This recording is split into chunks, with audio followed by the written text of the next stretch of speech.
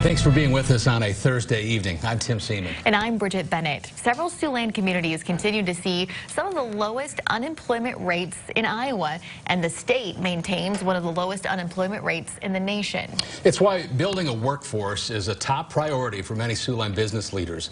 But right now, several communities are stuck in the Daycare Doldrums, limiting the number of parents who can enter the workforce. The details in our top story tonight at 10. Change is different, and a baby is way different. Hi, Rain.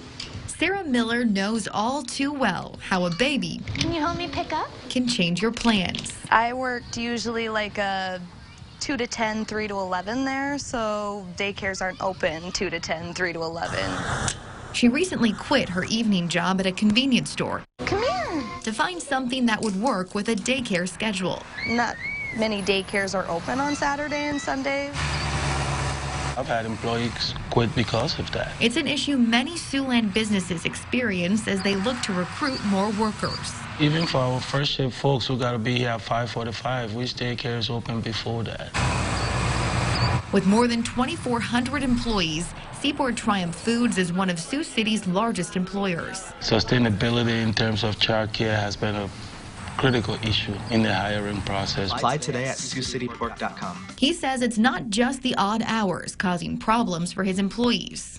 What would you like? Is it available? There's limited daycare in this area. Bridge? Okay, here we go. It is a big hassle, and here within the Siouxland area, it is a critical issue that needs to be addressed. We are always at max capacity. Erica Fuentes is the director of child care at the Crittenton Center, serving up to 200 children across 3 facilities each year. It's so sad to have a family call, need childcare and cannot find it, and then want me to give them an idea of who they could go to, and there isn't anyone because so many people are full. She says the Daycare Doldrums are even worse in rural communities. Some of these small towns have nothing. That's a family problem. That's a community problem. It affects everyone. It's why many Siouxland companies and daycare providers are working together to help expand options for employees. I've been in conversation with a whole bunch with the Y and with other groups to see how flexible they will be and what kind of support we could give them to enable them to establish something that will be open earlier to accommodate our people and probably close later.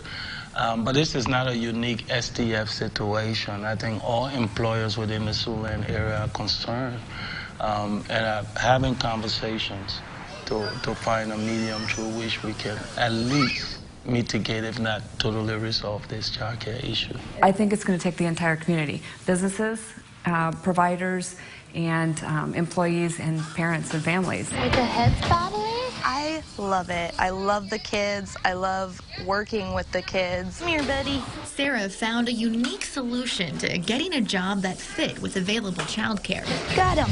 Actually working at her son's daycare. And I also like that I'm able to just walk right down the hallway and Brantley's here with me. The peace of mind she needed to get back to work after having a baby. I'm the kind of person that, I need to be doing something other than staying home. Look at.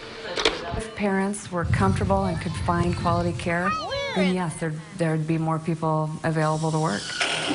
Fulfilling a key need for employers like Seaboard Triumph Foods, still trying to recruit hundreds of workers. It would definitely increase the hiring pool because there's a lot of people sitting at home now, and the one thing holding them back from going out and getting a job and being more sustainable is daycare.